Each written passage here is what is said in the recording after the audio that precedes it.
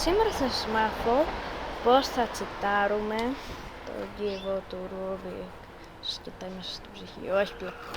Λοιπόν, έτσι. Πρώτα πρέπει να τον έχετε λυμμένο, όπως τον έχω και εγώ. Μισό λίγο.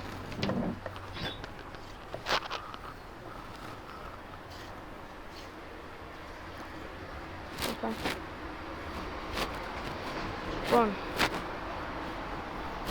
τώρα θα βρω τρόπο να στερεώσω την κάμερα.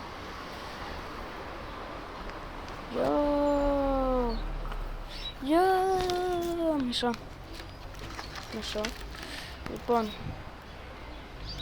όπως τον έχουμε εδώ. Για να φαίνεται μπερδεμένος, πρώτα πρέπει να κάνουμε πάνω, δεξιά, κάτω, γυρνάμε 2 φορές. Έτσι. Να φαίνεται έτσι. Το βλέπετε έτσι. Λοιπόν, φαίνεται μπερδεμένος. Και μετά, αυτό με το που θα κάτσετε να τρολάτε τους φίλους σας, θα το ξανακάνετε. Από αυτή τη μεριά, αυτή τη μεριά που έχει αυτό. Για μένα είναι εδώ. Πάνω, δεξιά.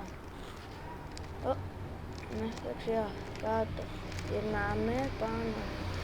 Δεξιά, κάτω, γυρνάμε, πάνω, δεξιά, κάτω, γυρνάμε, πάνω, δεξιά, κάτω, γυρνάμε.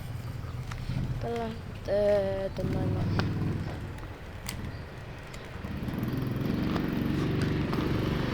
Το καταλάβατε.